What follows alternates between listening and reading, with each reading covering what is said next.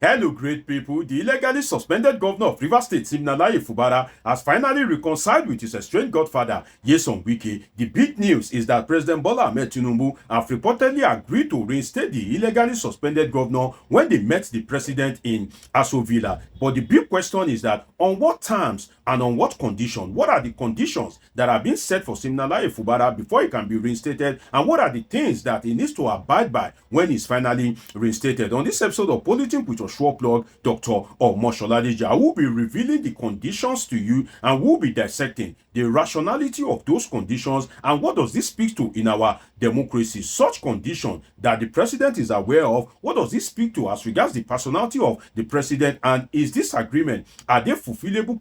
Are they fulfillable terms and conditions? We will be dissecting all this and a whole lot more on this episode with your sure plug, Dr. Omosholadiji. First, I can tell you that the crisis in Rivers State seems to be coming to an end because Governor Siminalayi Fubara and Nyesom Wike have been seen together again. Apart from the night that they met the president, Fubara honored the invitation of Wike to his uncle's burial, and they were both together, and the relationship between them and the suspended speaker of the Rivers State House of Assembly, Martin Amewile, the relationship between them seems cordial. So that signals that the crisis in Rivers State apparently is coming to an end anytime soon. And now, what is the agreement when they met with the president? You will recall that the president declared a state of emergency in March this year, and after the declaration of a state of emergency, Fubara was kicked out of the government house, and the government house have been under emergency rule under a retired military personnel, Ibok Ete Ebas. Now, when they met with the president, what are the agreements? There were four major agreements that Fubara allegedly assented to when they met President Bola Tinubu, and the first one, strangely, is that Siminalayi Fubara will not seek re-election, that is not going to contest in 2027. You know that Siminalayi Fubara is in his first term at the moment, and he still has the right to seek re-election, just as Bola Tinubu himself has the right to seek re-election in 2027. But he reportedly agreed that he will not be seeking re-election. And the second one is that Nyesom Wike would be in charge. That means that he would be obedient to Nyesom Wike, or should I say that he would manage his relationship with Nyesom Wike in such a way that there won't be any other conflict in the state. And you all know that managing the relationship with Nyesom Wike boils down to one thing, which is being obedient to Wike's command. So Siminalayi Fubara allegedly agreed to that. And the third one is that any outstanding debt or any outstanding monetary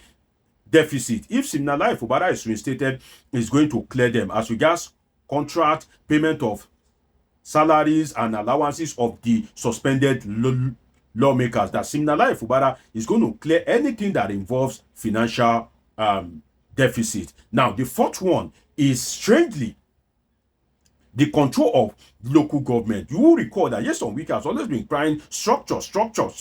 That structure, one of them is the control of local government. And Siminalayi Fubara, according to reports by Daily Trust allegedly agreed that Nyesom Wike would be the one to nominate those who will govern the over 20 local government in Rivers State. So that means that the primary structure of Rivers State, the grassroots structure, will still be in the hands of Nyesom Wike. So if you look at all these four conditions, you would see that it is largely a pro-Wike deal. And it is not surprising because the president have apparently tilted towards Nyesom Wike. Most of his actions have been in support of Nyesom Wike. But this shouldn't come as a surprise to any Nigerian, in the sense that if you look at Bola Tinubu in the history of Nigeria, and I stand to be corrected on this, you can do research about it, and I look forward to your comment in the comment section. In the history of Nigeria, President Bola Tinubu is apparently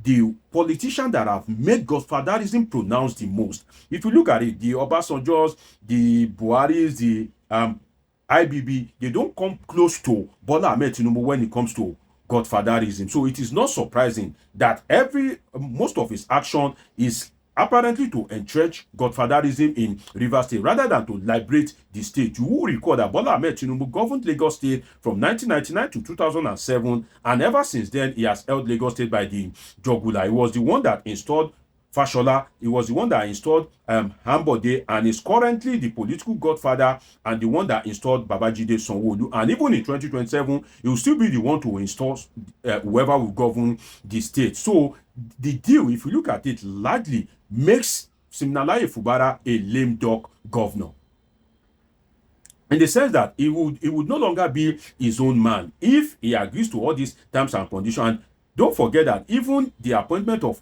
commissioners, special advisors, Nyesom Wike would not leave him to just kind of like undo those things. So Siminalayi Fubara would apparently be a lame duck governor, to the disappointment of most of the people that have stood by him, that have expected that he would fight to the end. And I will be commenting about the case in court in a moment. But before I go into that, I must tell you that to my mind, Siminalayi Fubara deserves no pity, in the sense that let me use street parlance now. He see the market before you buy the market. So you cannot see something, you bought it, then you now got home, you are now crying. You not see him before you buy him, in the sense that if Siminalayi Fubara himself is a beneficiary of political injustice.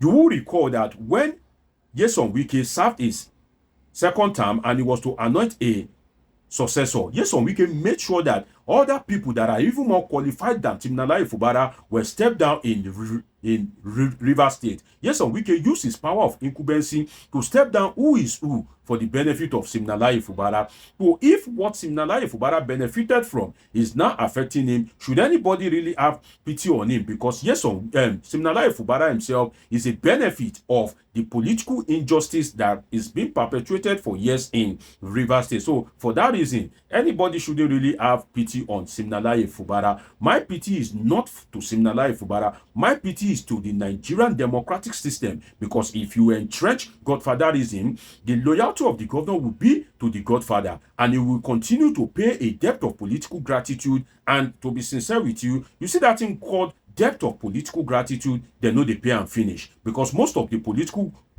godfathers are insatiable. So for me, I think that Siminalayi Fubara doesn't deserve pity, but we need to be concerned about the growth and development of Nigeria's democracy.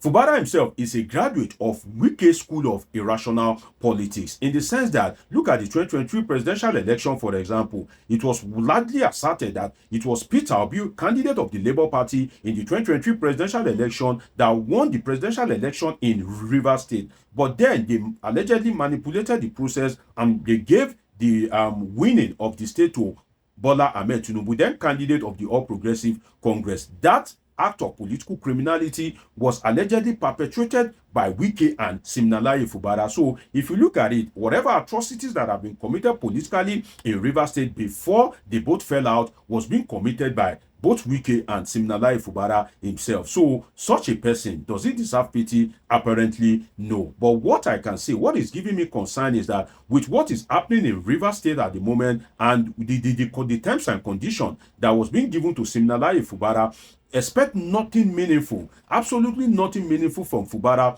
when reinstated, in the sense that Fubara never, right now, will just go back into the government house. He will just be enjoying himself. He will pack whatever he can pack, allegedly, and at the end of the day, he will just walk away in 2027. And the fact that he can't seek re-election will make him to kind of like personalize the state as much as possible, will make him to apparently loot as much as possible, just so that he can have a comfortable life after leaving office. So expect nothing meaningful from Siminalayi Fubara. When he had this altercation with Nyesom Wike, he was trying in terms of developmental strides in the state, but now that they have reconciled, Siminalayi Fubara will use most of his energy to obey Nyesom Wike and be paying the debt of political gratitude. And as I asserted earlier, debt of political gratitude, particularly in Nigeria, they know they pay and finish. So expect nothing from Siminalayi Fubara. I must not go without re-emphasizing that declaration of a state of emergency, to my mind as a political scientist, is absolutely illegal.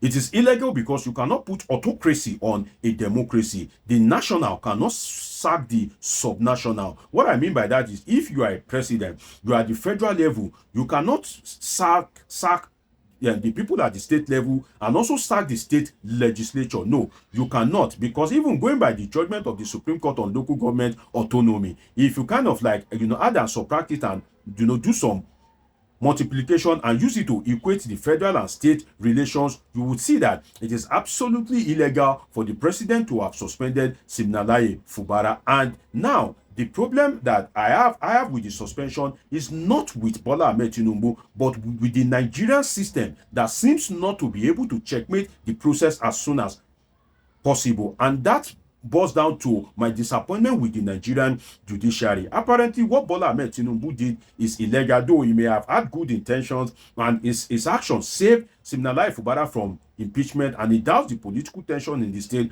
But that doesn't say that what he did is legal. So one would have expected that the judiciary would have come in timely to save Nigeria's democracy and to pass a strong message that executive recklessness, particularly at the federal level, will not be tolerated. But then the judiciary has apparently been silent. In the wisdom of my Lord justices, they have been largely silent on the issue, and I expect better. I would have expected that in such a matter of national emergency, the judiciary would have ruled as regards the case just within about 1 week, 2 weeks, or maximum a month. Now it is about 3 months. The judiciary is still apparently silent. And is this the sign of what will happen in 2027? So if there are political cases, is this how the president would apparently be pampered and there won't be judicial decisiveness? That itself undermines Nigeria's democracy, and I hope that my Lord justices, with adequate profound respect to them, will kind of like shine the touch on Nigeria's democracy as at when necessary. It's been an interesting time with you on this episode of Politics with your sure plug, Dr. Omosoladeji. Subscribe, turn on your notification button, catch up with my past video. See you in my next video. I love you all sincerely.